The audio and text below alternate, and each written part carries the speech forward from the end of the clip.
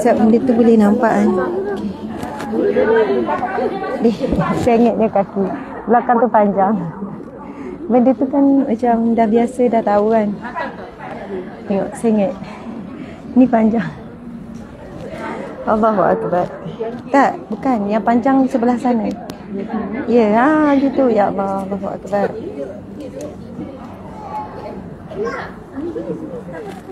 Subhanallah walhamdulillah wa la ilaha illallah wallahu akbar. Hari ni hari apa semua? Subhanallah. Hari Jumaat buat apa? Surah Al-Kahfi. Dah habis ke baca surah Al-Kahfi? Al-Kahfi dah habis. Subhanallah, Allahu Akbar. Sebelum kita mulakan, nak ucap terima kasih kepada surah Al-Falah. Betul kan? Surah Al-Falah. Pajam. Subhanallah. Sebuah surau yang sangat indah, yang sangat besar, yang sangat sempurna. Ada serambi yang besar. Sesuailah siapa yang ada anak kecil kan, supaya lebih selesa untuk anak-anak, sambil ibu boleh fokus kepada kuliah, pengajian dan sebagainya. Maksudnya disediakan ruang yang luas juga untuk wanita yang dalam keadaan tidak suci. Tapi sebab ini mungkin bateri habis. Tak apa. Betul lah, bateri habis. Okey. Sabar ya, hari Jumaat kan banyak ujian. Hello. Okey, pastikan cari. Takut yang ni habis pula. Faham tak? Okey, subhanallah, Allahu Akbar. Siapa hari ini yang memulakan hidupnya dengan pelbagai ujian dah? Angkat tangan. Oh, memang orang sini tak ada ujian ya. Ahli syurga semua ni. Masya Allah. Ahli syurga ni, bidadari syurga semua ni. Ujian tu dah imun dah tak rasa ujian dah. Itu yang kata bidadari syurga, ahli syurga tu. Ya hurul ain. Masya Allah. Ya, bidadari bermata jeli. Tengok kiri kanan ada tak yang mata jeli? Tak tahu mata jeli tu macam mana kan? Saya pun tak tahu. Itulah yang disebut di dalam Al-Quran bayangan keindahan bidadari. Di luar sana ada suami-suami. Mereka tu bidadara ke ya? Ada lelaki, para suami yang berada di luar sana, Masya Allah sangat hebat, kerana suami masing-masing yang mengizinkan, yang membenarkan. Ada yang hantar, lepas tu pergi mengetai kan. Tapi tanpa mereka, kita tak boleh juga berada di sini. Masya Allah. Jadi mereka dapat pahala sambil goyang kaki. Kita nak goyang tak boleh, sesemut, sekerengga, macam-macam lah. Sekejap lagi. Dan ada di belakang tu, kamera jauh tu kan, nak buka sikit pun tak apa. Takut kan tersekat dengan tingkap. Okey ya. Saya takut muka saya separuh nanti. Okey, terbaik. Subhanallah, Allahu Akbar. Hari Jumaat yang barakah, penghulu segala hari. Kita tahu hari Jumaat ada kelebihan yang sangat besar yang tidak ada pada hari yang lain. Dan Allah memilih nama kita, jasad kita, roh kita, untuk berada di taman syurganya yang sementara. Ini taman syurga Allah yang sementara. Rasa macam syurga tak? Rasa Oh, laju je rasa. Ya Allah, ya Allah. Ada orang setelah berbulan lama baru ni datang majlis ilmu. Subhanallah. Kadang memilih-milih. Ustaz ni ngantuk. Ustaz ni bila lah nak pencen, dah tua pun ngajar lagi. Ngajar sorang-sorang rasanya. Macam-macam lah komen. Majlis ilmu Taman Syurga Allah tidak memilih siapa yang menyampaikan, tetapi Allah benar-benar memilih siapa untuk jadi ahli Taman Syurganya. Sebab itu kita diuji dengan perasaan memilih-milih tu. Subhanallah. Dengan perasaan tak puas hati dengan penyampai. Rasa dalam hati tu komen macam-macam. Akhirnya kita pun tak pergi dengan pelbagai alasan. Nabi SAW bersabda, "Iza marartum bi riyadil jannah farta'u." Apabila kamu melihat taman-taman syurga, farta'u, maka singgahlah. Lalu sahabat bertanya, "Fama riyadil jannah?" Di manakah itu taman syurga ya Rasulullah? Rasulullah menjawab, "Hilaqu zikri." Halaqah ataupun majlis zikir. Halaqah tu bulatan, Hilaquz zikri, halaqah bulatan perhimpunan zikir. Yang membawa maksud antaranya adalah majlis ilmu. So majlis ilmu ni majlis zikir. Apa maksud dia? Majlis kita ingat kepada Allah. Majlis yang mengingatkan kita pada hari kiamat, tentang kematian, tentang Islam. Kita tidak akan membicarakan tentang perkara-perkara yang lara, perkara-perkara yang melalaikan. Keluar je daripada majlis ilmu, kita memang terdedah. Terdedah kepada sesuatu yang melalaikan. Masya Allah, Allahu Akbar. Sebab itulah di majlis ilmu seperti ini, ujiannya banyak. Banyak ujiannya. Apa ujian di majlis ilmu ni? Ngantuk? Kaki sengungut, kan? Pusing kiri, pusing kanan. Kalau rasa dah teruk sangat, boleh je berlunjuk. Takut kan tak boleh nak bangun kan? Orang dah bangun dia duduk lagi kan? Subhanallah. Kadang kita diuji dengan rasa boring, diuji dengan rasa mengantuk, rasa penat. Pelbagailah ujiannya. Subhanallah, Allahu Akbar. Ini adalah salah satu taman syurga Allah di dunia. Mudah-mudahan dengan Allah pilih kita pada saat ini, Allah akan memilih kita juga berada di taman syurganya yang sebenar di akhirat kelak. Amin ya rabbal alamin. Subhanallah. Semua nampak macam 30-an belaka. Sebab pakai mask. Kalau buka tu memang ketara lah. Kalau dari belakang tu memang nampak macam anak dara. Tengok ke depan, oh nenek dara. Kan? Tapi begitulah umur ahli syurga kan, sekitar 30-an. Jadi Masya Allah, mudah-mudahan semua wanita muslimin muslimat yang hadir pada saat ini di media sosial ataupun di ruang solat ini, di masjid, di surau ini, subhanallah, Allah akan memilih kita barakah pada saat ini menjadi bakal ahli syurga Firdaus tanpa dihisab, tanpa diazab. Amin ya rabbal alamin. Terima kasih pada surah Al-Falah, daripada dia Nazir, AJK, kemudian Imam, Bilal, semualah, dan AJK Muslimat kan. Kita punya pengurusi majlis semangat, ketua Muslimat dan semua yang terlibat dalam penganjuran majlis ilmu hari ini, dan setinggi-tinggi penghargaan kepada semua yang hadir daripada dekat dan jauh. Masya Allah, Allahu Akbar. Kalau kat rumah ni, Kek Umah ni buat apa ni? Masak. Yo kok ke lolap ni? Lolap ni. Dah tukar dah bateri. Tak. Sebenarnya kamu yang kena pastikan sampai ada. Tak. Memang mic ni bergantung pada bateri. Ada siapa bawa bateri? Ni dia bateri ni. Tak ada kan? Tak logik kan bawa bateri kan? Okey. Macam ni. Tak apa. Tak, dia nak bateri je. Lain kali standby bateri bawa setiap kali kuliah. Lepas tu bawa je yang tadi tu. Yang dia sekejap je ni. Habis dah. Subhanallah, subhanallah. Tadi pun tak apa. Yang tadi tu yang telinga. Yang telinga tadi. Ya. Okey, boleh. Ni wire meja ni dia tu ada ni. Kita tukar. Boleh. Boleh.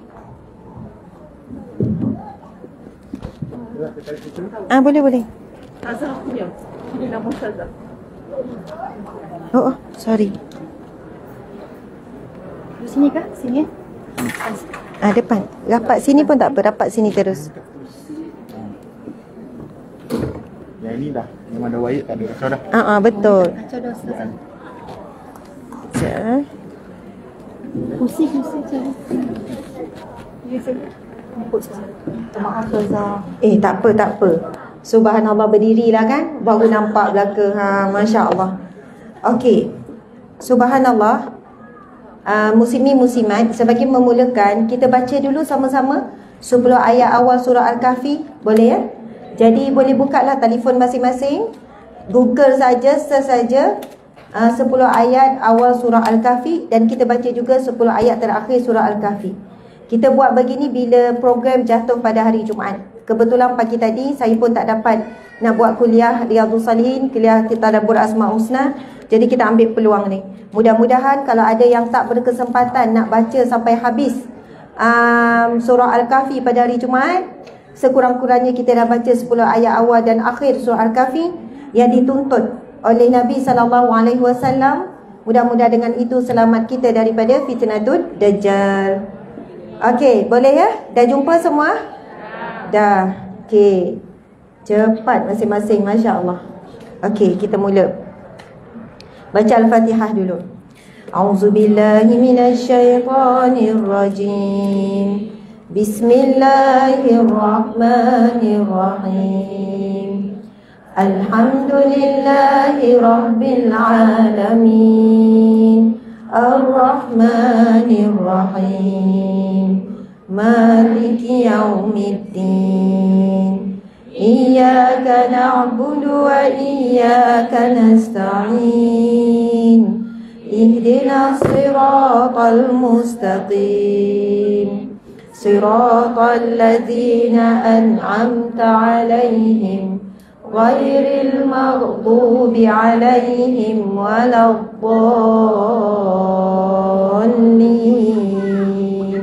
Amin. Sahabat-sahabat yang berada di FB dan juga di TikTok pun boleh sama-sama baca. Yang sedang online lebih kurang dalam 4,000 yang turut hadir. Kita akan membacakan 10 ayat awal surah Al-Kahfi. A'udzubillahi minasyaitonir rajim. Bismillahirrahmanirrahim.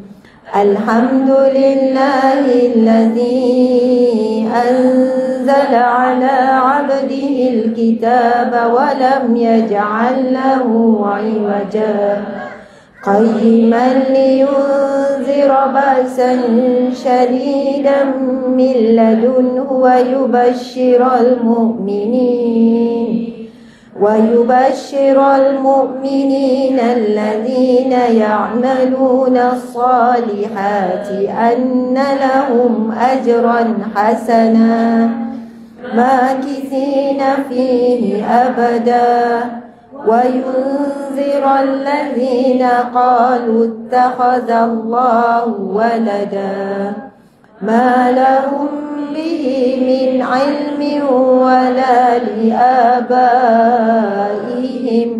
كبرت كلمة تخرج من أفواههم إن يقولون إلا كذبا فلعلك باخع نفسك على آثارهم إن لم يؤمنوا بهذا الحديث أسفا إنا جعلنا ما على الأرض زينة لها لنبلوهم أيهم أحسن عملا وإنا لجاعلون ما عليها صعيدا جرزا أم حسبت أن أصحاب الكهف والرقيم كانوا من آياتنا عجبا إذ أوى الفتية إلى الكهف فقالوا ربنا آتنا من لدنك رحمة وهيئ لنا من أمرنا رشدا صدق الله العظيم. Maaf, sebenarnya belum sadaqallah azim. Kita akan bacakan 10 ayat yang terakhir pula. Buka muka surat yang muka surat 304. Kita ambil daripada ayat yang ke 100 ya. Okey. A'udzubillahi minasyaitonir rajim. وعرضنا جهنم يومئذ للكافرين عرضا الذين كانت أعينهم في غطاء عن ذكري وكانوا لا يستطيعون سمعا أفحسب الذين كفروا أن يتخذوا عبادي من دوني أولياء إنا أعتدنا جهنم للكافرين نزلا قل هل ننبئكم بالأخسرين أعمالا الذين ضل سعيهم في الحياة الدنيا وهم يحسبون أنهم يحسنون صنعا أولئك الذين كفروا بآيات ربهم ولقائه فهبطت أعمالهم فلا نقيم لهم يوم القيامة وزنا ذلك جزاؤهم جهنم بما كفروا واتخذوا آياتي ورسلي هزوا إن الذين آمنوا وعملوا الصالحات كانت لهم جنات الفردوس نزلا خالدين فيها لا يبغون عنها حولا قل لو كان البحر مدادا لكلمات ربي لنفد البحر قبل أن تنفد كلمات ربي ولو جئنا بمثله مددا قل إنما أنا بشر مثلكم يوحى إلي أنما إلهكم إله واحد فمن كان يرجو لقاء ربه فليعمل عملا صالحا ولا يشرك بعبادة ربه أحدا Sadaqallahul Azim. Allahu Akbar, Masya Allah. Tak cukup nafas kan? Saya rasa macam nafas saya pendek sikit saat ni. Macam mana? Naik tangga tu okey. Cuma kadang-kadang bila kurang sehat, nafas pun jadi pendek. Subhanallah, Allahu Akbar. Muslimin muslimat, nanti kalau duduk kan jadi tenggelam ni. Nampak ah? Okey, tak apa, saya berdiri dulu. Nanti kalau tak tu saya duduk. Cuba tinggikan ke sini. Boleh tinggi lagi kot. Okey, subhanallah, muslimin muslimat. Kita dah baca 10 ayat awal dan 10 ayat akhir surah Al-Kahfi. Ia berdasarkan hadis Nabi SAW, hadis yang sahih. Barang siapa yang membaca, untuk 10 ayat awal Nabi bersabda, barang siapa yang menghafal. Untuk 10 ayat awal Nabi bersabda dengan kalimah barang siapa yang menghafal. Untuk 10 ayat yang terakhir Nabi menyebutkan siapa yang membaca. Sebab itu kita dituntut untuk 10 ayat awal tu hafal. Usaha untuk hafal sedaya upaya. Tak kira umur berapa, tak ada alasan. Umur 60 dah, 70 dah, ustazah rasa tak sampai jumpa Dajjal ni Haji dah 70, tanda-tanda Dajjal nak keluar tu, Sungai Furat tu pun ada air lagi tak apa tak hafal pun ustazah. Ni ustazah tu kena hafal Subhanallah. Sebenarnya walaupun Nabi SAW sebut akan diselamatkan daripada fitnah Dajjal, namun fitnah-fitnah kecil Dajjal kecil, penipu-penipu kecil, ujian-ujian yang seumpama Dajjal, persis Dajjal tu telah ada bermula daripada zaman Nabi Muhammad SAW. Dan Nabi SAW sebut di dalam hadis yang sahih, sesungguhnya dengan kelahiranku, antara kelahiranku dengan kiamat ibarat 2 jari. Ibarat 2 jari. Bukan 2 jari ibu dengan anak, tak. 2 jari yang saling bersebelahan. Maksudnya Nabi SAW memberitahu kepada kita, tanda awal dekatnya dengan kiamat adalah apabila kelahiran baginda sendiri. Nabi isytihar dengan kelahiran Nabi Muhammad SAW, kelahiran dirinya menunjukkan kiamat itu semakin dekat, umpama 2 jari yang saling bersebelahan. Subhanallah. Sebab itulah kita nampak fitnah-fitnah seumpama fitnah Dajjal yang mengaku jadi Nabi. Daripada saat Nabi ada lagi, dah ada. Antaranya Musailamatul Kazzab, diberi gelaran Musailamah si penipu. Dia mengutuskan surat kepada Nabi Muhammad SAW untuk mengisytiharkan dia sebagai salah seorang Nabi juga. Dan dia telah pun membunuh utusan Nabi bila menghantar balik, membalas balik surat tersebut untuk dia menyeru, untuk dia insaf, untuk dia bertaubat. Sampai sudah Musailamatul Kazzab ini menyeru dan dia mempunyai penyokong yang begitu ramai juga pada saat itu percaya bahawa dia adalah Nabi akhir zaman juga. Sebab Arab Jahiliah ni dia kuat sangat dengan kelompok-kelompok, dengan kabilah-kabilah. Jadi apabila ada wakil kepada kabilahnya juga mengakui dia Nabi, kerana semangat itu mereka sanggup menafikan hakikat dalam hati mereka. Mereka percaya bahawa satu-satunya Nabi adalah Nabi Muhammad. Tapi bila ada yang ngaku Nabi, mereka boleh jadi tumpang bangga. Kabilah aku ada juga Nabi, bangsa aku ada juga Nabi. Dan selepas kewafatan Nabi SAW, yang mengaku jadi Nabi bukan seorang dua. Muncul daripada negara sekalian, muncul daripada kabilah sekalian, muncul daripada daerah sekalian. Memang banyak sangat yang mengakui jadi Nabi. Sampailah hari ini. Dalam bulan lepas, dalam 2 bulan lepas kita dikejutkan. Padahal dah lama tapi kita baru tahu. Ada di negara barat seorang wanita Muslim dan dia mengaku Muslim dan dia pun berimej Muslim. Dia mengaku dialah satu-satunya Nabi di kalangan wanita. Dan dia juga ramai pengikut. Dan dia juga memakai pakaian teramat seksi. Dan dia menegaskan bahawa tudung semua itu adalah pakaian orang Arab saja. Dan memang ramai remaja terpengaruh sebab doktrin yang dibawa sangat mudah. Sangat mudah. Maksudnya boleh ikut saja arus semasa, berpakaian walaupun macam telanjang sekalipun, tak apa.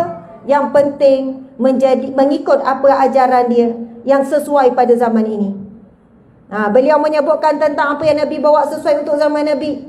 Tapi dia diutuskan pada zaman sekarang untuk wanita, sesuai untuk wanita pada zaman kini. Jadi itulah di antara fitnah-fitnah ujian-ujian wanita akhir zaman. Masya Allah, Allahu Akbar. Kita semua adalah wanita akhir zaman. Wanita yang berada pada puncak fitnah dunia. Pada puncak ujian-ujian yang berat. Pernah satu ketika Nabi Musa alaihi salam, yang dikenali juga Nabi Musa kalamullah. Nabi Musa perkataan Allah ataupun Nabi Musa kata-kata Allah.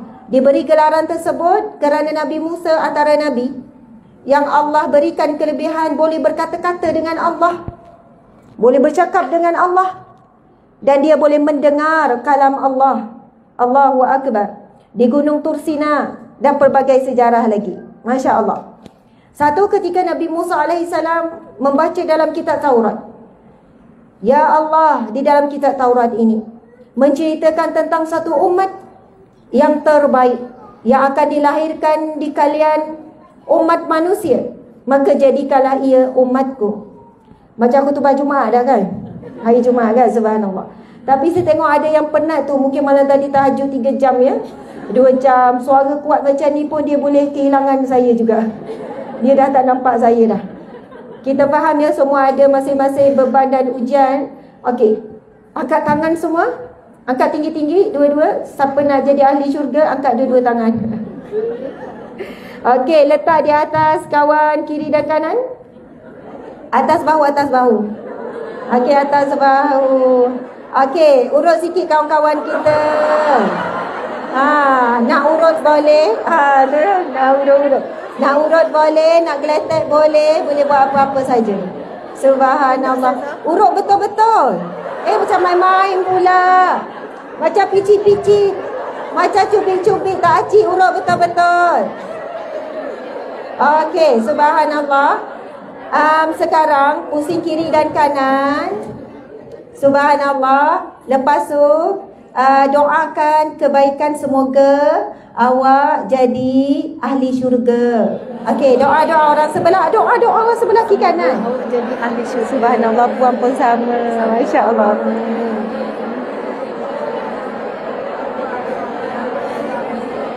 Itulah dia orang perempuan pantang bagi peluang bercakap. Dia ada tambah panjang tu.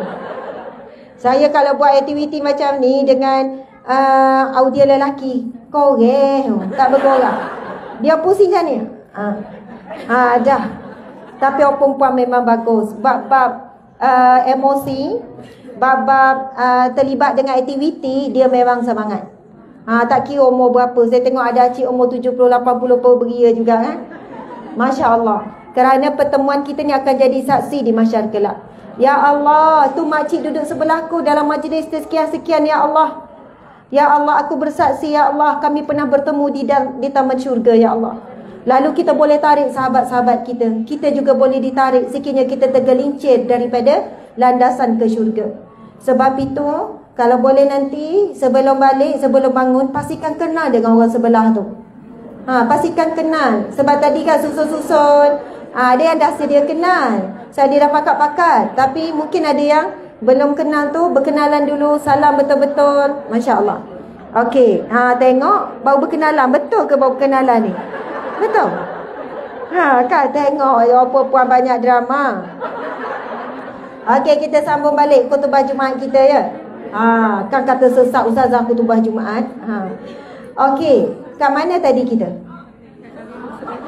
Ya, Nabi Musa SAW berkata, Ya Allah, di dalam kitab Taurat ini menceritakan tentang umat yang terbaik, sebaik-baik umat yang akan dikeluarkan dari kalangan manusia. Maka jadikanlah ia umatku. Lalu Allah menjawab, Wahai Musa, ia milik Ahmad. Antara gelaran Nabi kita juga adalah Ahmad. Ia milik Ahmad. Umat yang terbaik itu adalah milik umat Nabi Muhammad SAW. Lalu Nabi Musa berdoa lagi, Ya Allah, di dalam kitab Taurat ini, untuk makluman kita semua kitab Injil, Zabur, Taurat, semua menceritakan tentang Nabi Muhammad SAW dan menceritakan tentang kehebatan umat akhir zaman. Lalu Nabi Musa berdoa lagi, Ya Allah, di dalam kitab Taurat ini menceritakan tentang suatu umat yang akan mampu menghafal kitabnya, maka jadikanlah ia umatku. Lalu Allah menjawab, ia milik Ahmad. Hanya umat Nabi Muhammad mampu menghafal 30 juzuk Al-Quran tanpa salah, walau satu baris, walau satu huruf, walau satu perkataan. Sebab itu sekarang ada ramai sangat pelajar-pelajar tahfiz yang syahadah. Ibu-ibu, muslimin muslimat, faham tak syahadah ni bagaimana? Dia dah hafal dah 30 juzuk, kemudian dia kena tasmi' dalam tempoh 1 hari ataupun 2 hari. Dia tasmi' dalam tempoh 2 hari daripada awal surah Al-Baqarah sampai akhir tanpa kesalahan lebih daripada, ada yang letakkan 3, ada yang letakkan tidak boleh lebih daripada 6 kesalahan. Contoh ya, dia baca tak ada salah ni sampai juzuk 18, salah dia dah lebih lah daripada standard tu. Salah dah lebih daripada 6, tertukar baris ke tertukar huruf, dia kena ulang balik daripada awal. Dia kena siapkan dalam tempoh sehari ataupun 2 hari. Dan hari ini dah ramai pelajar-pelajar, anak-anak muda kita yang mampu syahadah. Sebab itu untuk habiskan hafazan tak seberat untuk syahadah. Ada pelajar kita, anak-anak kita hafal satu muka surat, dia pindah ke muka surat sekian, lepas tu dia ulang balik satu muka surat, lepas tu dia tasmi'. Dia boleh habiskan dalam tempoh 8 bulan, setahun. Tapi bila time syahadah, dia memakan masa lebih lama daripada start dia hafaz dulu. Tetapi dah makin ramai, dah jadi biasa pelajar-pelajar yang mampu syahadah. Muslimin muslimat, kita kalau suka macam mana pun surat cinta. Dulu kau orang lama-lama kan guna surat cinta kan? Tak ada. Ini bukan orang lama ni, orang baru. Zaman-zaman dulu kan? Ada kan? Suka sangat surat tu ni, hafal, duk hafal, takut hilang, hafal. Bang, tolong tasmi' ni surat awak dulu ni. Tolong tasmi'. Mungkin akan tertinggal jugalah daripada ke apa ke. Ataupun kita ada novel yang kecil yang kita suka sangat. Lepas tu kita cuba hafal surah tasmi'. Mungkin tak boleh. Tetapi kerana Al-Quran ini mukjizat, walaupun tebal dan begitu banyak dan bukan mudah, tetapi nama pun mukjizat, maka Allah berikan kemampuan dan itu janji Allah melalui Taurat. Lalu Allah menjawab, ia milik Ahmad. Hanya umat Nabi Muhammad yang mampu menghafaz kitabnya sesempurnanya. Subhanallah. Kemudian Nabi Musa berdoa lagi, Ya Allah, di dalam kitab Taurat ini menceritakan tentang satu umat yang terakhir, tetapi dialah umat yang terawal akan masuk ke syurga. Lalu Allah jawab yang sama, ia milik Ahmad. Bayangkan ibu-ibu kita beratur. Biasa pergi shopping mana orang sini? Ion, amboi, standard kan, tak main lah. Tahu Ion nilai tu besar tu kan. Okey, waktu musim raya kan beratur panjang kan. Beratur panjang mungkin 20 lah beratur. Lepas tu tiba-tiba kita yang duduk belakang baru sampai nak beratur tu dipanggil dulu. Makcik belakang sekali, mai bayar dulu. Agak-agak orang yang dah beratur ni rasa nak marah tak? Mungkin dia orang tanya, ini siapa? Ini nenek Toke Maidin kot ni. Ni Selemara Maidin. Ni apa kelebihan dia? Kenapa ni dia dah beratur lama? Kita umat yang terakhir.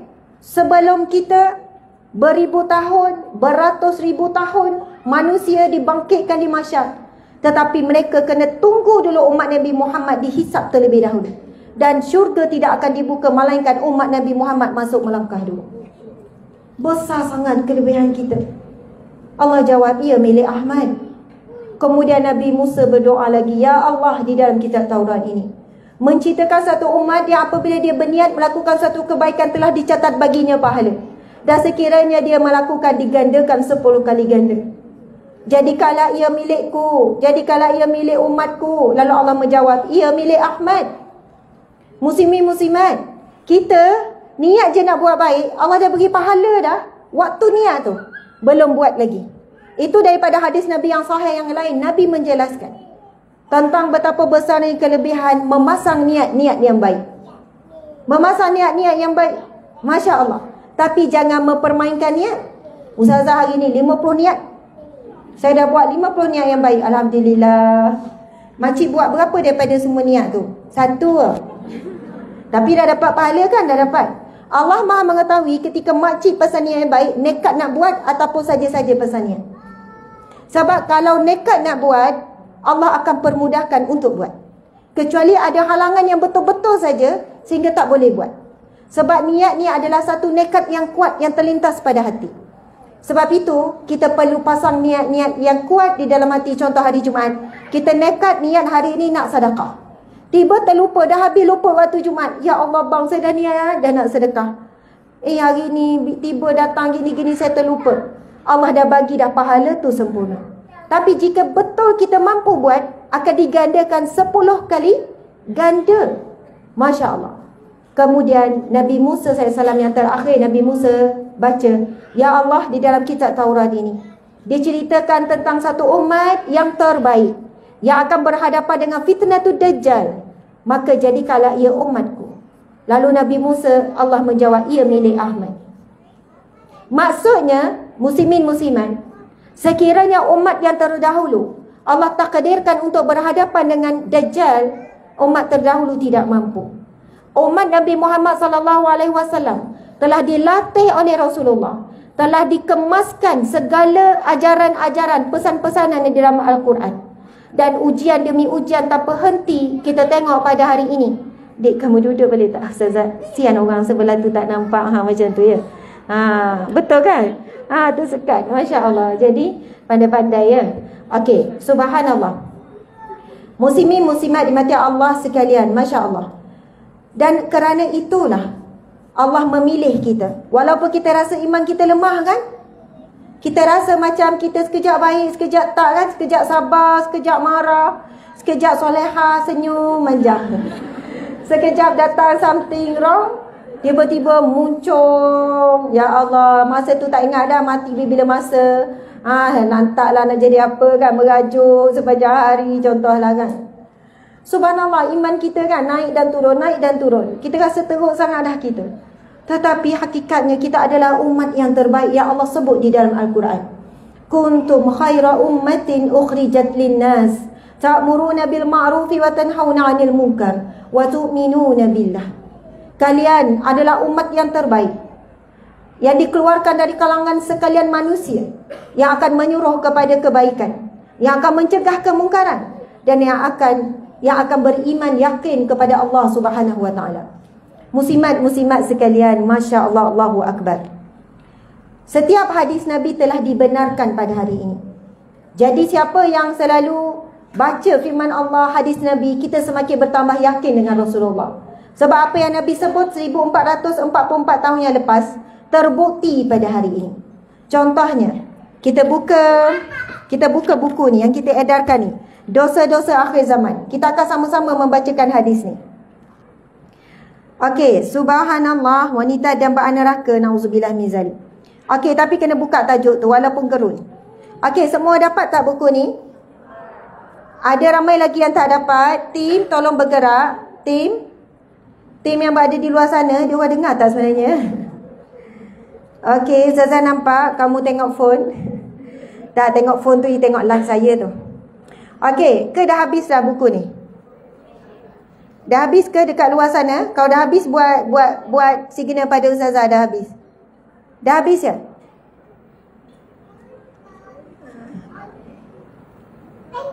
Oh, dah habis. Okey, tak apa. Jadi boleh share ya. Buku ni bukan percuma. Siapa yang berhajat boleh selesaikan di luar sana. Siapa yang berhajat memang nak beli, nak memiliki, anda boleh terus conteng ataupun boleh lipat buat apa saja. Tapi buku ini saya menjadi sebahagian penyumbang kepada penulisan, disusun oleh para pensyarah di Unisi Islam Antarabangsa UIA.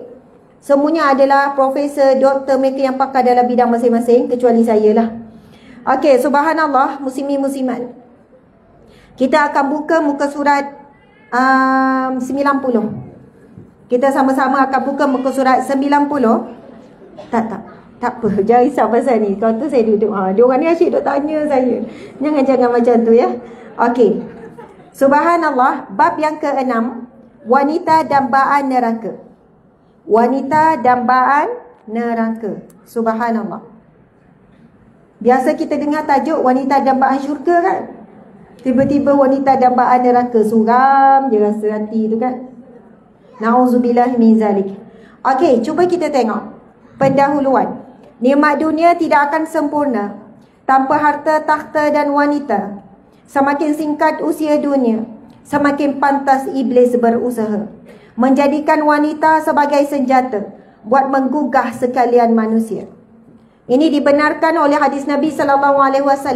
Tidak ada fitnah yang lebih berat yang aku tinggalkan, yang aku bimbangi. Nabi kata, tidak ada fitnah yang lebih aku bimbangi terhadap kamu, wahai para lelaki, melainkan fitnah wanita. Harta, kuasa, takhta, pengaruh tidak akan boleh menyamai dengan fitnah wanita. Fitnah wanita sangat dahsyat. Sekarang kita kena perhatikan pada diri anak-anak, wanita-wanita yang ada sekeliling kita. Adakah kita menjadi penyumbang kepada fitnah akhir zaman? Dan memang syaitan akan menggunakan wanita untuk merosakkan umat akhir zaman. Bila rosak seorang ibu, maka rosaklah anak-anak. Bila rosak seorang isteri, suami akan turut rosak. Bila sebuah keluarga rosak, maka akan rosaklah sebuah peradaban. Akan rosak sebuah negeri, sebuah negara dan sebagainya. Sebab apa? Betul tak muslimat? Kita ni ada kuasa yang besar dalam rumah tangga. Cuaca rumah tangga sangat berkait rapat dengan cuaca seorang wanita dalam rumah tu. Contoh, kalau kita muram, kita ribut, kita petir ke satu hari, satu rumah muram. Betul tak? Satu rumah macam takut-takut. Satu rumah macam suram lah. Macam mendung. Kalau si ibu tu mendung. Walaupun abah tu, ayahnya ceria, dia tetap bagi efek. Tapi kalau ayah buat dia, mak tu ceria, okey, nak makan apa hari ni? Okey, selamat pagi semua. Kan? Masya Allah ceria. Satu rumah akan terasa kesan cahaya ceria tu. Subhanallah, betapa besarnya peranan ibu tu mewujudkan ataupun menentukan cuaca dalam rumah tangga, emosi dalam rumah tangga. Sangat mempengaruhi. Saya nak tanya pada wanita yang ada depan saya ni, kat rumah anda pegang jawatan apa? Pengurus, betul, manager. Okey, siapa di sini dekat rumah dia pegang jawatan Menteri Kewangan? Okey. Siapa yang Menteri Alam Sekitar? Oh, dia juga. Okey, Menteri Perhubungan. Perhubungan ni kalau anak-anak bergaduh ke apa, dia lah. Menteri Perhubungan Perpaduan, dia juga. Okey. Menteri Kesihatan. Siapa yang pegang jawatan Menteri Kesihatan? Okey, dia juga. Lagi Menteri Pendidikan? Okey, Menteri Pelancongan? Dia juga. Dia juga lah fikir lagi jalan sana, jalan sini, bagi mana-mana. Okey, subhanallah. Menteri Sumber Manusia? Yalah, jaga anak-anak semua tu. Subhanallah. Allahu Akbar. Itulah perempuan memang gila jawatan. Subhanallah. Habis tu suami menteri apa? Oh, dia Perdana Menteri. Dia Perdana Menteri. Ya Allah, banyak kerja. Memang boleh ke buat semua tu? Boleh. Setakat ni semua berjalan lancar ya? Sebab dia senang. Kalau menteri tu orang beza-beza jadi bergaduh. Ni orang yang sama. Jadi dia semua buat keputusan kan? Ini antara ujian dan cabaran. Apabila seorang suami ar-rijal, dia menyerahkan banyak keputusan keluarga kepada isteri. Oh, ini cabaran. Cabaran untuk isteri redha, isteri sabar sebab kadang-kadang nak memberontak. Asyik saya je yang fikir, senanglah awak. Saya tu kan tekan minyak ya. Bang, kita nak masak apa hari ni? Nak makan apa? Ikut awak lah. Kita nak dapat idea pun, saya ikut awak. Tapi bila masak, dia tak puas hati pula contoh kan. Kenapa macam baru je makan lauk ni? Itulah. Awak jangan nak cari pasal kan. Gitu. Contoh-contoh ya, subhanallah. Ada setengah suami tu, masa saya jadi perancang rumah tangga dulu kan. Dah kahwin 15 tahun. Datang, tak puas hati, mengadu. Ustazah, isteri saya ni tak taat pada saya. Dia berani lawan saya. Apa-apa menjawab dia. Macam tu kan. Orang Nogori kan datang mengadu. Tahlah Ustazah, saya rasa macam saya tak ada nilai. Saya nak keputusan pun tak boleh. Saya pun tanya, isteri ada sebelah ni kan. Suami isteri nak jawab ni, isteri dah bersedia dengan pelbagai peluru kan. Puan sabar, puan sabar. Saya tanya suami. Encik, saya nak tanya sebelum kahwin. Contohnya bab tarikh kahwin semua tu, siapa yang buat keputusan? Isteri saya ikut dia. Pilih baju kahwin, warna-warna semua tu, siapa yang buat keputusan? Dia juga. Saya memang ikut dia. Saya tahu orang perempuan taste dia lebih baik. Kalau bab yelah majlis tu macam mana sekian-sekian, dia juga saya serah pada dia. Lepas tu dah nak bersalin tu, yang pilih-pilih tempat nak bersalin ke apa, nama anak ke, sampai sekolah anak, siapa semua yang uruskan? Dia lah, memang dia lah. Memang dia lah. Okay, kalau sekarang macam nak pergi kedai makan apa semua, siapa yang pilih semua? Dia lah benda-benda macam tu serah lah pada dia. Okey. Jadi subhanallah, encik berapa lama dah macam ni? Daripada awal kahwin sampai sekarang lah. Saya kata encik dah 15 tahun. Dah bebankan isteri untuk fikir, untuk buat keputusan. Encik follow. Encik kena sabar 15 tahun lagi kalau encik nak dapat balik kuasa tu. Saya katakan ini betul ni, bukan main-main. Sebab itu saya puji. Contohnya suami Wani Hasrita itu tu kan.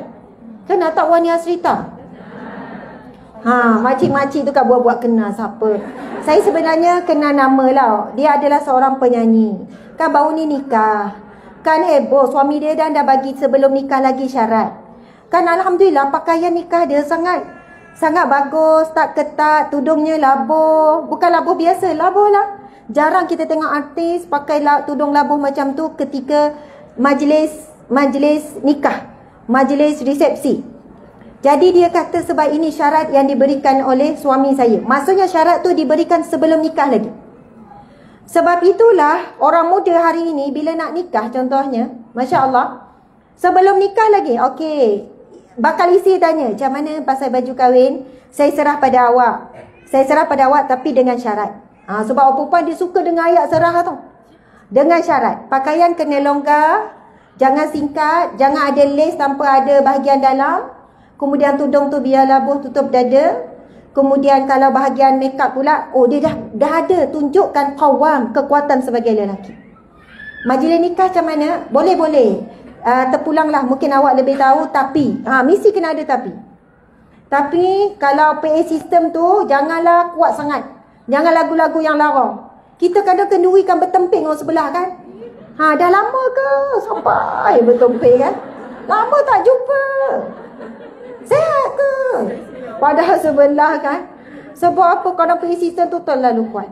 Orang muda yang handle pasang lagu-lagu cinta, lepas tu karaoke lah, apalah macam-macam. Padahal kenduri walimah tu, majlis kenduri nikah itu sunat muakkad. Tapi campur perkara-perkara yang lara, akhirnya jadi maksiat. Mana rahmat dan berkatnya rumah tangga yang baru nak membina? Kata bina masjid, mana boleh masjid bina di atas perkara-perkara yang haram, perkara-perkara yang lara. Jadi subhanallah, sebab itulah kita sebagai wanita, kalau diuji dengan kebanyakannya kita yang uruskan, kita yang keputusan, kita yang fikir, suami tu tukang follow. Ujian yang besar bagi wanita yang sebegini adalah untuk redha, untuk sabar, untuk bersangka baik. Nak paksa suami tu berubah, bang, awak kan ketua, awak lah pula fikir, awak lah buat keputusan. Saya nak follow awak. Suami jawab, kalau saya keputusan, awak tak follow juga, awak dah ada keputusan awak. Kadang tu mindset dia dah jadi macam tu, sebab dia dah terbiasa. Dalam proses nak tukar situasi tu, kita boleh je ikut walaupun dalam hati memberontak. Kita nak makan mana, dia pun berhenti. Dan tu berhenti. Dalam hati, ya Allah, takkan kedai yang suram ni. Sebab perempuan pilih kedai makan bukan berdasarkan menu sangat. Kerusi tu mempengaruhi, meja tu mempengaruhi, dekor tu mempengaruhi. Tapi sekali-sekala, okey, muka tu lain kan. Perempuan banyak hujah dia. Subhanallah, Allahu Akbar.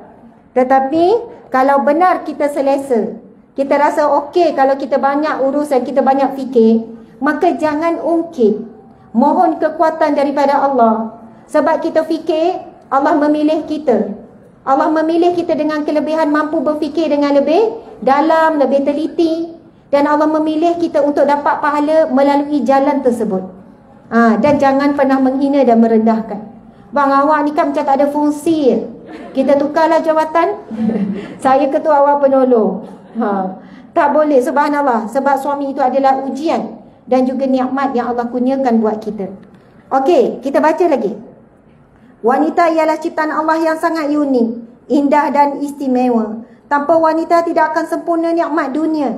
Wanita adalah sebahagian daripada keindahan perhiasan dunia yang menarik kecintaan syahwat manusia kepadanya. Saya nak tanya orang perempuan, kalau dunia ni tak ada orang perempuan, lelaki belaka, agak-agak apa jadi? Okey, jangan fikir dunia, fikir taman ni, semua lelaki belaka. Orang kata pergi pajam, semua lelaki, tak ada perempuan seorang pun. Apa jadi? Bosan, boring lagi? Tak ceria lagi?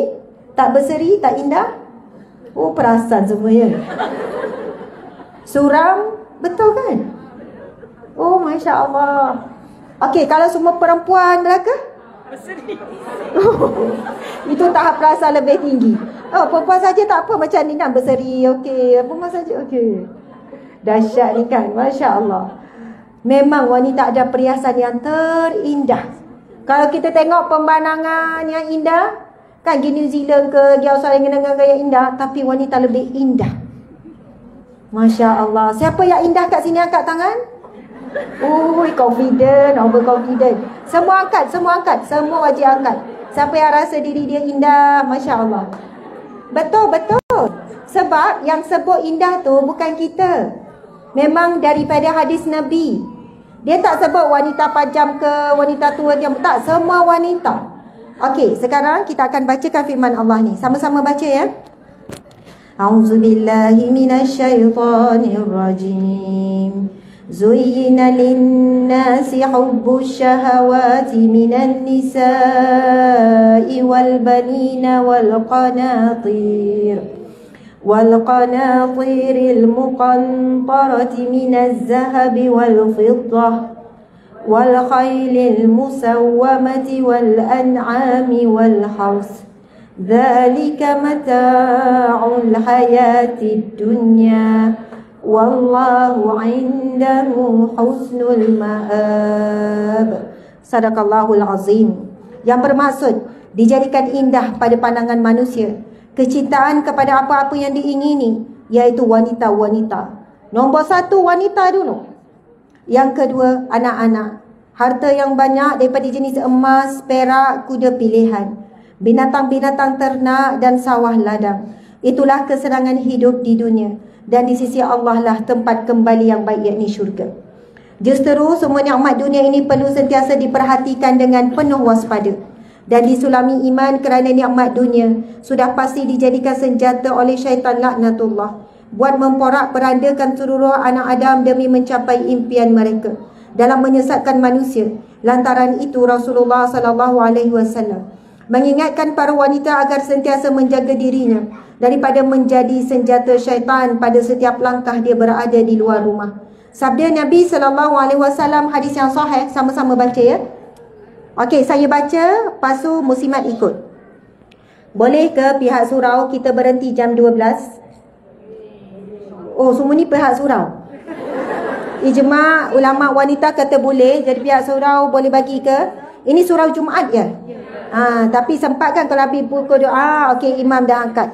Berani dia nak lawan kuasa wanita kan? Okey, sempat tu kalau pukul 12 dia orang sempat nak bersiap. Okey. Bismillahirrahmanirrahim. Okey, semangat ya, kuat-kuat. Al-mar'atu auratun faiza kharajat istashrafaha syaitan. Sadaqa Rasulullah sallallahu alaihi wasallam. Maha benarlah kata-kata Nabi sallallahu alaihi wasallam. Subhanallah. Kat sini panjang tu dia punya mat tu, syaitan. Dia nak marah tu kan kat syaitan. Okey, maksudnya ialah wanita adalah aurat. Maka apabila dia keluar dari rumah, syaitan sentiasa memperhatikannya, ataupun syaitan sentiasa memperhias dan memperindahkannya. Apa maksud wanita itu aurat? Adakah wanita aurat sampai tak boleh keluar rumah? Aurah ni kalau kita rujuk dari sudut bahasa, maksudnya adalah aib. Lagi tak boleh terima. Wanita itu aib. Ataupun aurat ini juga maruah. Subhanallah, muslimin muslimat.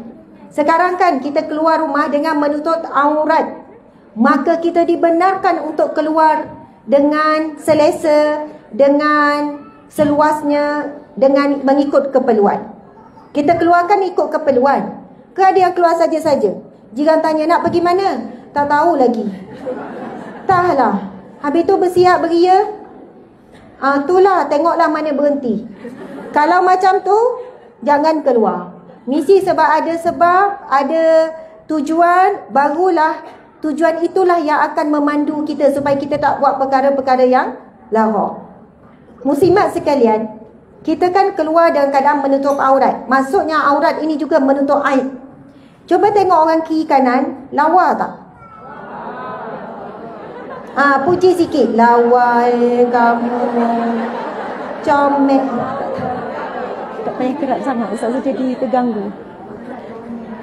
Dia kata comel. MC lagi comel. Masya Allah. Subhanallah. Itu sebab pakai tudung elok. Kalau buka tu, rambut beruban. Ada tadi tu, tak sempat sikat. Kalau buka tu, mengebang tu. Belum lagi leher yang berlipat-lipat. Macam-macam lah. Ya Allah, tapi memang benarlah. Dengan kita tutup aurat, Allah tutup aib kita. Jadi manis, cantik, lawa, bersih. Sampai ke kaki Allah suruh tutup. Sebab kaki tu, tengok muka lawa, tengok kaki berkarat. Berkedut, berkerut. Nama pun kaki kan. Bergerak macam-macam lah kan. Subhanallah, Allahu Akbar. Sebab memang sungguh Allah tutup aib kita. Pernah saya pergi dekat satu, dululah ada food court tu, kami suka, anak-anak, suami selalu pergi. Pada ada seorang aunty Cina tu, dia pakai tudung. Pakai tudung. Lepas tu, saya ikut dia sebab dia cleaner kan. Dia kutip-kutip pinggan mangkuk. Berapa kali saya pergi memang selalu tegur. Lepas tu kali tu, saya ikut dia sampai ke belakang, menyibuk kan. Sampai ke belakang tempat dia nak basuh pinggan. Kita nak borak lebih. Lepas tu nak bagilah sikit kan. Sebab dia dah tua, umur 70 lebih, tapi kurus, kecil, pakai tudung. Saya pun bagi salam. Assalamualaikum aunty. Dia pun kata, saya bukan Islam. Saya bukan Islam. Saya kata, ya ke aunty bukan Islam? Ya, saya bukan Islam. Aunty pakai tudung elok labuh. Bukanlah labuh sangat, tapi tutup lah. Tapi aunty pakai tudung. Cantik mah. Dia cakap macam tu, cantik ma. Saya suka tengok orang Islam pakai tudung, saya pakai juga. Saya lagi cantik pakai tudung. Kalau tak ini kedut-kedut semua nampak. Ini semua nampak. Saya pakai ini, tangan ini je cantik. Maksudnya memang fitrah wanita ni nak dilihat cantik, nak dilihat indah dan bersih. Dan memang betul apa yang Allah perintahkan untuk kita sesuai dengan keinginan kita. Kalau tak, mungkin tak keluar rumah. Kan duk sibuk touch up macam mana nak bagi tak lihat ni. Rambut tu berapa lama nak touch up tu? Kan? Nak bagi nampak putih melepak tu kan, pakai itu kan, pakai ini sekian-sekian. Kaki tu, kita akan habis banyak masa tak nak nampak kaki tu bergerak tu kan. Bahagian-bahagian badan Allah suruh pakai longgar. Kalau ketat tu mungkin boleh kira berapa lapis kan? 10 lapis. Ada 2, 3, 4. Memang cantik, memang elok ikut fitrah wanita. Sebab itulah bila dah biasa daripada kecil berpakaian-pakaian Islam dan kekal, sampailah ke dewasa, sampailah ke tua. Tadi yang tua kat sini ya, cuma kurang muda je. Akhirnya kita tidak pernah merasakan menutup aurat ini adalah sesuatu perkara yang berat. Selamat. Wanita yang keluar dari keadaan menutup aurat selamat daripada pemerhatian ataupun godaan daripada syaitan, insya-Allah.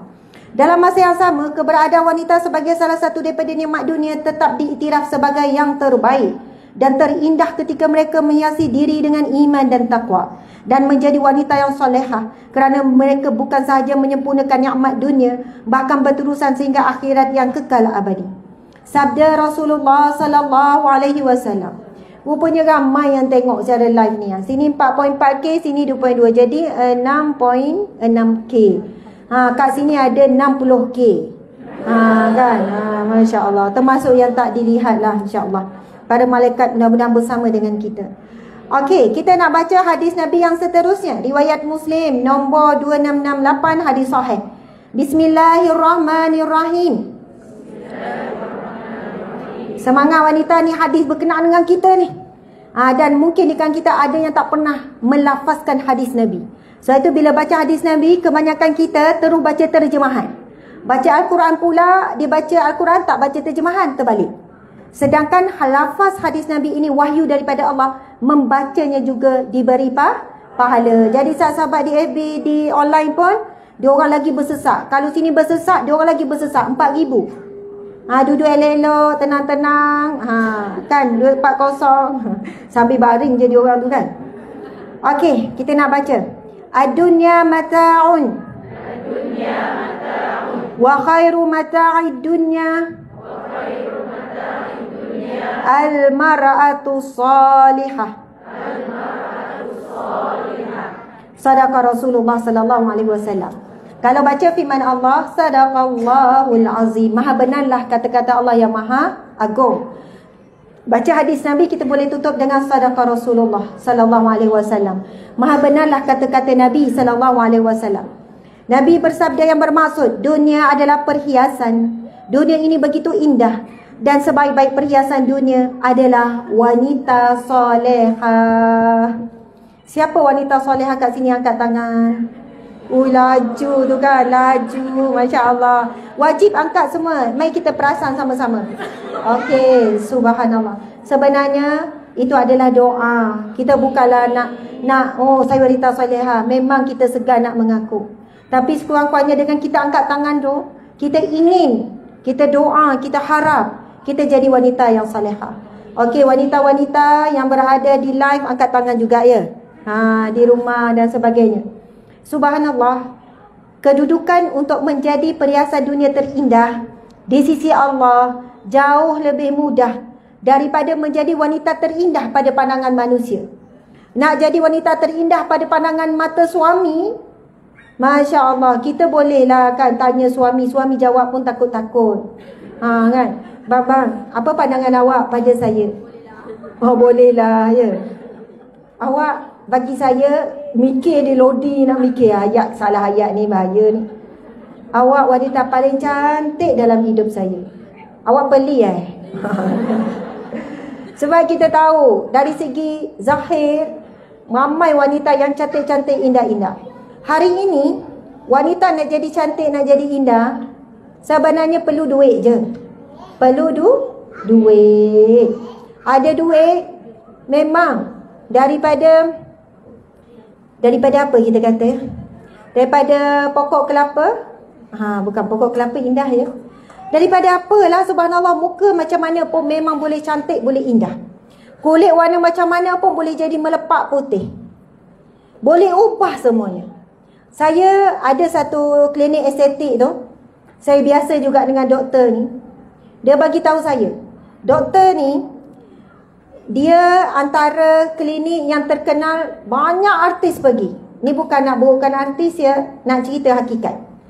Banyak artis pergi. Banyak founder-founder produk kecantikan pergi. Dia kata, Ustazah, saya geramlah pada founder-founder ni. Tapi saya tak nak sebut dekat Ustazah. Mereka jelas-jelas menipu, Ustazah. Mereka keluarkan produk ni boleh buat sekian. Tapi sebenarnya, banyak mana dia buat prosedur kecantikan dengan klinik saya. Banyak mana pembelahan plastik yang dia buat. Banyak mana injek itu, ini, macam-macam buat untuk dia dapat macam tu. Lepas tu dia declare produk sekian, boleh jadi sekian. Orang pun belilah nak lawa macam dia. Akhirnya sakit buah pinggang.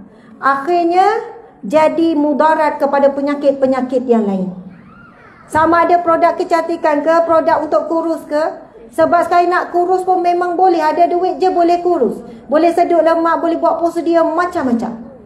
Tapi jika tidak bertentangan dengan syariat, dan mereka buat itu bukan untuk dibangga-bangga, ditunjuk-tunjuk, mungkin kerana suami nak sekian-sekian, maka ia dibenarkan syarak. Boleh. Apa yang tidak bertentangan dengan syarak lah. Kalau pembenahan plastik tu memang haram lah. Ubah terus. Lepas tu ada yang apa ni, doktor ni kata, Ustazah, sekarang ni kulit macam mana pun boleh ambil kulit badan yang lain tu tampal dekat muka tu. Biar nampak licin, flawless apa semua. Sebab kulit badan lain tidak berisiko naik jerawat macam kulit muka tu. Lepas tu, saya kalau bila dengar, dia kata ni, kalau tarik ni pasang ada benang tu, boleh tarik bertahan 10 tahun. Benang tu diikat, memang walaupun umur 50, 60, memang macam umur 20-an, 30-an. Apa pun boleh buat, asal ada duit. Apa pun boleh buat. Lepas tu bila saya tanya, sekarang ni adakah artis-artis je yang akan buat walaupun prosedur tu salah? Dia kata, Ustazah, bukan setakat artis sebenarnya. Pelajar universiti banyak sangat datang tempat saya. Walaupun satu-satu prosedur tu melibatkan ribu-ribu. Ada 20,000, ada 30,000, ada 10,000. Saya kata dahsyatnya pelajar universiti. Kerana remaja kita pada hari ini, mereka, ujian tu nak sebut fitnah wanita akhir zaman. Bila mereka melihat, biasa Insta famous, orang-orang yang masyhur di media sosial adalah mereka yang akan dipuja dan dipuji akan kecantikan. Masing-masing sangat menggilai, sangat obses untuk jadi ramai follower, digilai, dipuji dan sebagainya. Akhirnya mereka sanggup buat perkara yang haram. Mereka cari pendapatan yang haram melalui menjual diri.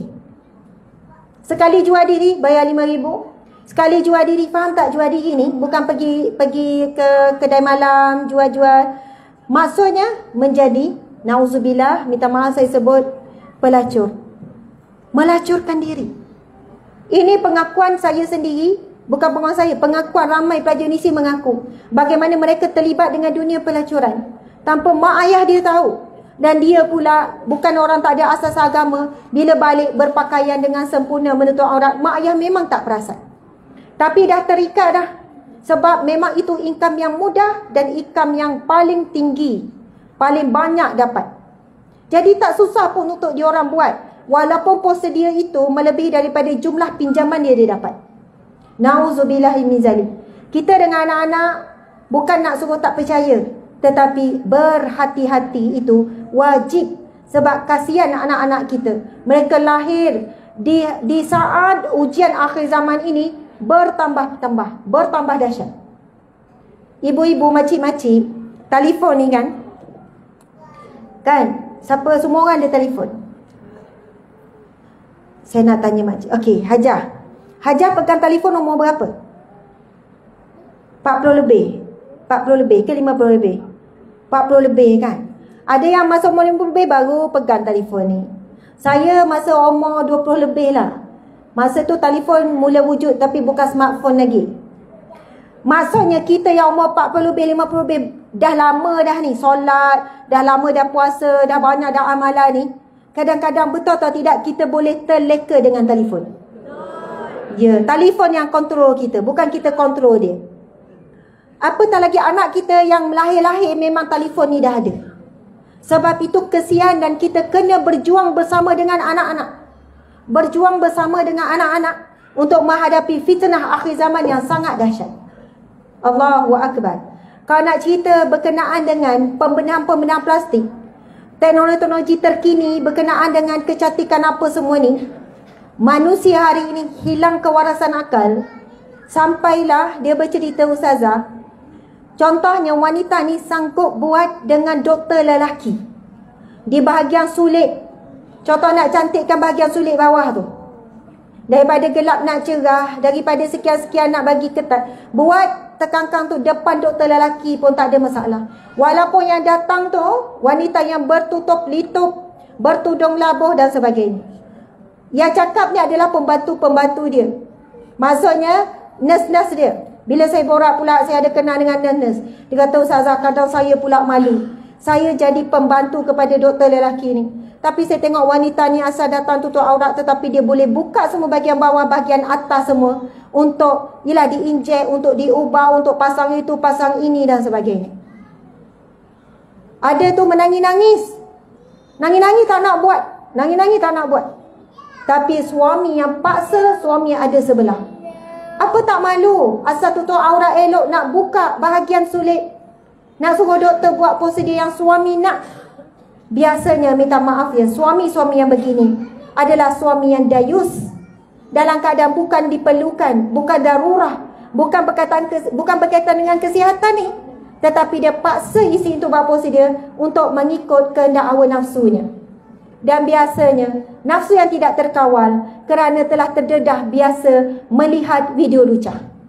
Bila tengok video lucah, aset-aset yang ada pada pelakon-pelakon video lucah tu sangat dahsyat. Dia nak isteri dia pun ada lebih kurang sama. Dia paksa isteri bawa jumpa doktor-doktor pakai estetik, boleh bedah, boleh ubah itu, ubah ni. Nangis-nangis. Dia kata kadang saya kesian tengok. Nangis-nangis isteri ni. Tak nak, tapi suami duduk sebelah paksa. Suami ukut untuk cerai. Suami ukut untuk kahwin lain contohnya. Isteri ni sanggup pula buat apa saja walaupun perkara tersebut haram. Kalau kesihatan, tak ada masalah. Kalau tak ada pilihan, kalau keperluan, ini hanyalah kehendak. Sebab itulah kita kata ujian bagi lelaki paling berat wanita. Tarikan terhadap wanita. Dan bila dia nak sesuatu itu, dia nak ubah isterinya seperti mana imajinasi dia. Sebenarnya dia tengok aduan para wanita sekarang terhadap masalah suami yang terlibat dengan pornografi terlalu banyak. Saya jadi dah tak terkejut dah. Ustazah, suami saya ketagih Ustazah. Suami saya suruh buat asi sekian-sekian Ustazah. Suami saya minta buat sesuatu yang haram Ustazah. Kalau tak dia nak ceraikan saya Ustazah. Kalau tak dia ukut macam-macam, sekian-sekian. Saya terpaksa. Allahu Akbar, tuan-puan sekalian. Ujian fitnah akhir zaman sangat berat kerana wanita adalah tarikan utama bagi nafsu, hawa nafsu sebelum harta dan sebagainya. Okey, subhanallah, seterusnya. Kita akan sambung lagi muslimin-muslimat tentang wanita dambaan neraka ni. Okey. Sekarang kita akan baca satu hadis Nabi SAW. Hadis sahih riwayat Muslim, muka surat 93. Okey, muka surat 93. Kita baca sama-sama hadis ni ya. Bismillahirrahmanirrahim. Sinfani min ahlin nari lam arahuma qaumun ma'ahum siyatun ka'aznabil baqar yadribuna biha an-nasa wa nisa'un kasiyatun 'ariyatun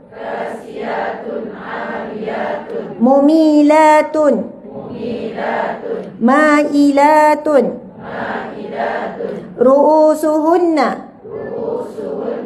Ka'asnimatil bukht al-ma'ilah la yadkhulnal jannah wa la yajidna rihaha wa inna rihaha la yujadu min masirati kadza wa kadza. Hadis sahih riwayat Muslim. Ada dua kelompok, sedekah Rasulullah sallallahu alaihi wasallam. Ada dua kelompok manusia penghuni neraka yang belum pernah aku lihat sebelum ini. Muslimin muslimat yang Nabi gambarkan tidak pernah lagi dilihat oleh Nabi. Maksudnya pada zaman Arab Jahiliyah, dahsyat macam mana pun, jahil macam mana pun zaman tu, tak ada lagi suasana ataupun kedahsyatan tu macam ni, macam hari ni. Walaupun zaman tu ada Arab Jahiliyah, terpisah lama, tak ada Nabi, tapi wanita zaman tersebut tidak seteruk wanita akhir zaman ni. Nabi kata tidak pernah aku lihat sebelum ini, iaitu satu kaum yang membawa penyebat, iaitu pemukul seperti ekor lembu. Mereka memukul manusia dengannya. Dan kaum wanita yang berpakaian tetapi telanjang, selalu melakukan maksiat dan mengajarkan maksiat tersebut kepada orang lain. Kepala-kepala mereka seperti bonggol unta yang sengit. Mereka ini tidak akan masuk syurga dan tidak akan dapat mencium keharuman syurga. Padahal keharuman syurga itu boleh dihidu dari jarak sekian dan sekian. Subhanallah. Kita terus pergi kepada bahagian berkaitan dengan kita. Nabi sebut apa? Iaitu wanita yang berpakaian tetapi telanjang. Sekarang kita dah boleh lihat atau belum? Banyak ke sikit? Merata-rata. Pergi Ion tu sangat banyak. Nenek orang pun sama pakai seluar legging. Kadang kita kesian kan, perut menggeleber pun pakai baju ketat juga. Kita tengok tu malu. Tengok pun malu. Rasa macam nak pergi hide je. Hide. Maksudnya nak pergi cover. Rasanya ya Allah, malunya ya Allah. Pasal ayat kita kalau selim okey juga. Mana ada, selim pun tak okey. Tapi maksudnya bila menggeleber macam tu lagi teruk. Macam nangka dibalutkan. Maksudnya walaupun dia berpakaian tapi nampak semua bentuk badan. Itulah yang digambarkan. Berpakaian tetapi telanjang. Nabi bukan sebut wanita yang bertelanjang. Tak, berpakaian tapi telanjang. Dahsyat. Kita dikejutkan dengan banyaklah di media sosial. Artis-artis kita makin melampau-lampau sekarang. Ustazah ni asyik sebut artis je. Ustazah ni ada masalah dengan artis ke? Saya, kalau saya sebut orang kampung saya, mana ada orang kenal? Orang kampung saya, ui dahsyat. Siapa orang kampung Ustazah? Tapi artis ni, mereka yang ada ramai follower, ada pengaruh. Dan bila mereka buat sesuatu, ramai yang tengok. Kalau orang kampung kita buat video ngarut, berapa orang je tengok? Maksudnya kesan keburukan tu tidak seberat artis-artis yang ada follower yang juta-jutaan. Tuan-puan sekalian, kalau follower ni fanatik, artis dia pakai tudung, dia pakai. Artis dia buka tudung, dia buka. Itu yang berlaku. Sebab itu ramai remaja Islam kita fanatik sangat dengan artis Korea. Bila artis Korea lelaki dia orang dapat jumpa, dia orang biar je diri dia orang tu dipegang, dicium, disalam, digosok-gosok, dipegang kepala. Sebab fanatik, hilang kewarasan akal. Masya Allah, Allahu Akbar. Kita tengok apa yang Nabi sebut. Dan kaum wanita yang berpakaian tetapi telanjang selalu melakukan kemaksiatan dan mengajarkan maksiat tersebut kepada orang lain. Subhanallah. Dia buat maksiat dan dia ajar pula wanita lain buat maksiat. Dia tak cakap direct. Dia takkan kata, okey, cara buat maksiat begini ya. Dia tak cakap direct. Okey, harap ramai yang boleh ikut ya, pakaian ketat saya tak. Dia hanya tunjuk-tunjuk je. Tetapi benda itu telah menjadi pengaruh dalam minda anak muda, akhirnya ikut. Dulu kalau kita tengok orang pakaian ketat, kita macam ni tengok 2-3 kali, biar betul ya Allah ketatnya. Sekarang tengok tu dah tak ada apa. Sebab normalisasi. Dah jadi biasa sangat Sampailah orang-orang yang berpakaian tetapi telanjang, mereka rasa mereka dah diterima. Mereka rasa mereka boleh je jadi buat biasa. Sebab kalau dulu dia keluar pakai gitu, ramai yang tengok dia rasa tak selesa. Tapi bila dah biasa, orang pun dah tak heran, semakin ramai dan semakin menjadi-jadi. Okey, kita dah dekat pukul 12. Kita nak pergi kepada beberapa amalan. Apakah yang boleh menjadi benteng kepada umat ataupun wanita akhir zaman? Okey, subhanallah, Allahu akbar, Allahumma salli wa sallim. Okey, rupanya ada ni ya, perangkaan tentang pembedahan plastik. Oh, pasal pembedahan plastik rupanya ada ni maklumat ni. Jumlah wanita menyertai lelaki dan sebagainya. Dosa wanita sebagai anak. Cuba buka muka surat 105. Muka surat 105. Dosa wanita sebagai anak. Dosa memperlakukan ibu bapa seperti hamba suruhan. Berkasar kepada ibu bapa. Derhaka kepada ibu bapa. Dosa wanita sebagai isteri. Menjadi musuh kepada suami. Oh, menjadi musuh. Ini memang disebut di dalam firman Allah. Dan sesungguhnya di antara isteri-isterimu dan anak-anakmu ada yang menjadi musuh bagimu, maka berhati-hatilah kamu terhadap mereka. Allah bagi pesan, wahai orang-orang beriman, sesungguhnya di antara isteri-isterimu dan anak-anakmu ada yang menjadi musuh bagimu, maka berhati-hatilah kamu terhadap mereka. Musuh ialah orang yang ditentang, lawan atau seteru. Maka ketika seorang isteri menjadi musuh kepada suaminya, bukan bermakna dia adalah orang yang menentang suaminya dalam urusan dunia.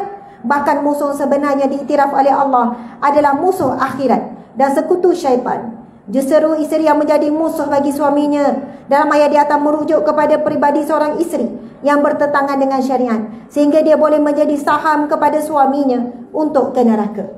Di dunia, suami isteri ini baik, couple, loving couple. Semua orang kagum, semua orang puji. Romantik, sweet, potong kaki. Orang katakan, manis sangat, sweet sangat. Video tu hari-hari lah betapa sweetnya. Tetapi dia tidak sedar, dengan dia membenarkan isteri melakukan apa sahaja, walaupun perkara yang bertentangan dengan syariat, isteri ni, anak yang dibiarkan akan jadi musuh di akhirat kelak. Bila suami ni nak melangkah ke syurga, isteri ni, ya Allah, asbab dia aku rosak dulu. Anak-anak, ya Allah, ayahku tidak pernah menegurku. Mungkin ayah ni kata, sampai hati kamu nak capai ke neraka. Ketika itu tidak ada lagi hubungan ayah dan anak, hubungan suami isteri. Masing-masing mencari hujah untuk menyelamatkan diri masing-masing. Seorang ibu dan ayah minta, seorang ibu minta dengan anak, nak bagilah satu pahala istighfarmu kepadaku, nak mak banyak korban ni. Satu pahala istighfar pun anak takkan bagi. Saling bermusuh kerana saling takut. Sehingga kan para nabi pun, bila diminta oleh umat masing-masing, Nabi Ibrahim ke, Nabi Musa ke, Nabi Daud ke, Nabi Ayub ke, Nabi Yaqub ke, bila umat-umat pergi ni minta tolong, mereka sebut apa? Nafsi, nafsi biyadih. Jiwaku pada tangannya. Hari ini, hari yang tidak pernah kami melihat, aku melihat kemurkaan Allah sebagaimana murka Allah pada hari ini. Pada hari kiamat, Allah Subhanahu wa ta'ala menunjukkan kemurkaannya yang sebenar-benarnya, maha murka. Allahu Akbar. Lalu mereka kata, kamu cari seorang lelaki yang bernama Muhammad, hanya dia saja yang boleh membantu dan menolong manusia yang lain. Sebab itulah sangat bertuah kita jadi umat Nabi Muhammad sallallahu alaihi wasallam. Okey, amalan yang pertama, wahai para wanita sekalian, masya-Allah, berusahalah yang pertama untuk beramal dengan ayat yang ke-10 surah Al-Kahfi yang baru kita bacakan tadi. Kerana ayat yang ke-10, kalau tak mampu nafal, makcik dah cuba ustazah bertahun-tahun nafal 10 ayat Al-Kahfi tu, tak dapat-dapat. Tak dapat-dapat ustazah. Jadi macam mana tu? Saya kata hafallah ayat yang ke-10. Sebab ayat ke-10 itu adalah doa Ashabul Kahfi saat mereka menyelamatkan akidah mereka daripada pemimpin yang zalim. Kita sekarang pemimpin Islam, kita tidak ada ujian macam Ashabul Kahfi. Mereka yang menyembah Allah ketika itu dibunuh. Mereka menyembah Allah ketika itu akan diseksa. Kita tak sampai tahap tu. Lalu Ashabul Kahfi ini, saat mereka sedang nak menyelamatkan diri, Allah ilhamkan mereka untuk menuju ke gua. Apa doa Ashabul Kahfi? Kita baca sama-sama. Rabbana atina min ladunka rahmah wa hayyi lana min amrina rasyada. Sadaqallahul azim. Hampir semua ingat. Hebatlah. Hebat orang Pajang ni. Wanita-wanita salihah, wanita luar biasa berada di sini rupanya. Nanti sebelum keluar, kita akan tasmek di setiap pintu. Tak lancar, tak boleh keluar. Agak-agak berani tak? Sampai hati kesian macam ibu-ibu kita kan. Kita tak buat, kita tak buat. Rabbana, wahai Tuhan kami, atina, kurniakanlah kepada kami, min ladunka rahmah, daripada sisimu rahmatmu, wahai lana, dan sempurnakanlah bagi kami, min amrina, dalam setiap urusan kami, rasyada, petunjukmu yang jelas. Kita mohon apa? Rahmat. Dengan rahmat Allah, Allah beri kita hidayah. Allah beri kita rasa berdosa bila buat dosa, rasa bersalah bila buat salah, rasa tak selesa bila pakaian tu dedah aurat, rasa sebersalah bila bercakap tentang keburukan orang. Dengan rahmat Allah saja, sebagaimana hadis Nabi SAW, Nabi SAW bersabda, hadis yang sahih, tidak sekali-kali kamu akan diselamatkan dengan amal soleh kamu daripada api neraka. Lalu sahabat bertanya, termasuk kamukah ya Rasulullah? Benar, termasuk aku. Kecuali dengan rahmatnya. Maksudnya, kita tidak akan mampu. Bukan, kita tak boleh selesa. Kita jaga tahajud, kita jaga puasa, kita jaga semua amal-amal soleh. Itu tidak menjamin kita selamat daripada api neraka. Kecuali dengan rahmat Allah. Lalu sebab itu, doa Ashabul Kahfi itu, kenapa 10 ayat yang terawal menjadi benteng kepada fitnah akhir zaman, fitnah tu Dajjal? Antaranya adalah terdapat satu doa yang sangat powerful. Itulah doa Ashabul Kahfi. Awal-awal pagi, doa tu wajib kita baca. Sebab setiap hari kita perlu petunjuk daripada Allah dalam setiap urusan kita. Okey, laju-laju ya. Saya tak akan lebih daripada 11 suku insya-Allah. 12 suku. Semua dah susah hati ya. Nak masak. Suami tunggu. Anak sekolah. Betul lah kan? Oh dah masak dah. Diorang dah siap masak. Okey. Okey, last. Amalan untuk wanita, subhanallah, Allahu Akbar. Kita selalu setiap hari akan buat proses ni, tapi ramai yang terlupa. Sebab walaupun mudah, tapi benda itu bukan ringan untuk jadikan istiqamah. Selepas ambil wuduk, jangan lupa lagi untuk baca doa wuduk. Betul kan kadang-kadang terlupa? Sebab doa wuduk tu hadis yang sahih ya. Nabi bersabda, barang siapa yang mengambil wuduk dengan sempurna. Di situlah saya nak tegur sikit muslimat. Kadang-kadang ada yang bersolek contohnya. Bersolek hukumnya harus. Tapi jangan tabarruj. Tabarruj tu haram. Sebab Allah berfirman, wala tabarrujna tabarrujal jahiliyah. Maksud tabarruj ni, dia bersolek sampai menarik perhatian. Di luar kebiasaan. Saya ni kalau boleh nak sebut tak payahlah bersolek. Ada orang tanya, Ustazah, apa hukum pakai gincu? Boleh pakai tapi macam tak pakai. Maksudnya pakai sekadar nak hilangkan pucat. Masih nampak natural. Kalau tengah berderang tu, makcik umur 70 pun imam boleh tersasul Al-Fatihah. Kan? Tegur, Pak Imam apa khabar? Merah menyala kan? Tu imam tu Al-Fatihah tu terbayang-bayang. Dah lah lama dah isi meninggal kan? Sungguh ni, oh memang. Saya tanya orang lelaki, kalau tengok bibir wanita merah menyala, orang lelaki jawab jujur. Dulu saya selalu ceramah kursus kahwin orang muda-muda. Apa pandangan kamu kalau tengok bibir wanita merah menyala? Ustazah, geram. Kalau orang tua, samalah geram. Tak kira lah, tapi bibir tu jadi geram. Jadi bayang macam-macam. Dia bayang dengan fantasi. Sebab itu, kita ni kan bila sebut harus, berhati-hati. Sebab harus ni boleh jatuh kepada haram, boleh jatuh kepada makruh. Subhanallah. Sebab ada orang, Ustazah, saya dah biasa pakai celak ni, kat mata ni. Kalau saya tak pakai, orang duk tanya saya, sakit ke? Macam orang lepas kemo, dia kata. Sebab dia dah biasa daripada muda. Saya kata, puan boleh pakai sekadarnya. Jangan sampai terang, siap bentuk-bentuk pula berekor-ekor. Pakai sekadarnya supaya masih lagi dilihat segar, bersih. bukan untuk menarik perhatian. Kalau orang kata, Ustazah, saya pakai walaupun macam tu, saya tak niat tarik perhatian. Kan sekarang ni muar-muar tu, yang orang perempuan macam-macam ajar orang bersolek kan. Puan pakai warna-warni. Tak niat. Untuk diri sendiri, kepuasan je. Walaupun saya pakai macam over macam ni, tapi tak niat pun. Yang penting niat kan. Saya kata, okey, kalau gitu kat rumah pun puan macam ni juga. Dengan maskara, dengan ini, dengan... Kat rumah tak lah. Kat rumah tak perlu kepuasan diri ya. Faham tak? Kalau betul untuk kepuasan diri, kat rumah pun pakai macam tu. Jadi kenapa dekat luar je puan perlu kepuasan diri, dekat rumah tak perlu kepuasan diri? Bukankah untuk suami tu pahala berganda-ganda? Jadi akhirnya dia pun keluh. Memang dia tak boleh menipu diri sendiri. Tujuan begitu, pakai begitu adalah untuk menarik perhatian. Niat hati kita tidak boleh ditipu. Kita boleh tipu di sini, tapi tak boleh tipu Allah. Okey, doa Nabi bersabda, barang siapa setelah wuduk dan wuduknya sempurna lalu membacakan doa apa? Doa lepas wuduk, asyhadu an la ilaha illallah wa asyhadu anna Muhammadan abduhu wa rasuluh. Allahumma ja'alni minat tawabin wa ja'alni minal mutatahhirin wa ja'alni min ibadika salihin. Namun dalam hadis yang sahih, kalau kita baca setakat asyhadu an la ilaha illallah wa asyhadu anna Muhammadan abduhu wa rasuluh, itu pun dah memadai. Tapi kalau tambah lagi sempurna.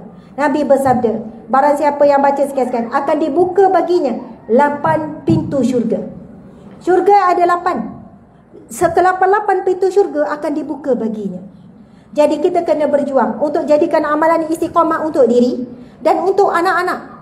Bahkan kita kena rajin tanya, bang, awak dah baca doa wuduk? Ya, kena tanya. Saya pun selalu pesan dekat suami, tolong ingatkan saya sebab saya kadang-kadang terlupa. Lepas ambil wuduk terus nak semayang. Padahal doa wuduk tu simple. Nak katanya walaupun nampak mudah, tetapi nak istiqamah payah. Bila kita doa Allahumma ja'alni minat tawabin, ya Allah, golongkanlah aku di kalangan orang yang bertaubat. Wa ja'alni minal mutatahhirin, golongkanlah aku di kalangan orang yang menyucikan diri. Wa ja'alni min ibadika salihin, dan jadikanlah aku orang yang hamba-hambamu yang saleh. Sebab itu tak mustahil 8 pintu syurga akan dibuka. Sebab kita doa selepas ambil wuduk. Wuduk, hadis Nabi yang sahih, akan gugur dosa-dosa daripada setiap anggota wuduk yang diwudukkan. Nabi kata akan gugur dosa sehingga daripada jelah jari jemari sehingga titisan air terakhir. Dan keadaan suci, kita angkat doa dengan doa yang sangat sempurna. InsyaAllah barakah tersebut, walaupun masa dia amalkan, dia belum tutup aurat, dia belum lagi tinggalkan maksiat, tapi barakah doa itu istiqamah, akhirnya dia benar-benar jadi hamba Allah yang saleh, lalu 8 pintu syurga akan dibuka baginya. Wallahu a'lam. Terima kasih banyak-banyak wahai para muslimat, bakal bidadari syurga Allah Subhanahu wa taala. Mudah-mudahan kita terus kuat, kita terus sabar, kita terus redha sampai saat akhir kematian kita dalam keadaan husnul khatimah. Saya sayang semua kerana Allah, kerana Rasulullah sallallahu alaihi wasallam. I love you all so much. I love you more. I love you much more. Sekian. Wabillahi taufiq wal hidayah. Assalamualaikum warahmatullahi wabarakatuh. Okey. Ini ada permintaan daripada seorang ibu yang doakan untuk anak dia. Okey, subhanallah, Allahu akbar. Ada seorang ibu, ada dia minta Fatimah Az-Zahra Muhammad Taufik, nama anak, supaya dipermudahkan untuk belajar ke Turki pada 9 hari bulan ni. Ya Allah, Ya Rahman, Ya Rahim, Ya Allah, buat anak dia Fatimah Az-Zahra Muhammad Taufik, Ya Allah, permudahkanlah Ya Allah segala urusannya untuk menimba ilmu, untuk mujahadah, untuk berjihad di medan ilmu. Jadikanlah anak ini Ya Allah pejuang agamamu Ya Allah, para alim ulama faqih, dan doa ini juga Ya Allah untuk sekalian anak-anak kami Ya Allah. Amin Ya Rabbal Alamin. Okey, muslimat, sila jemput untuk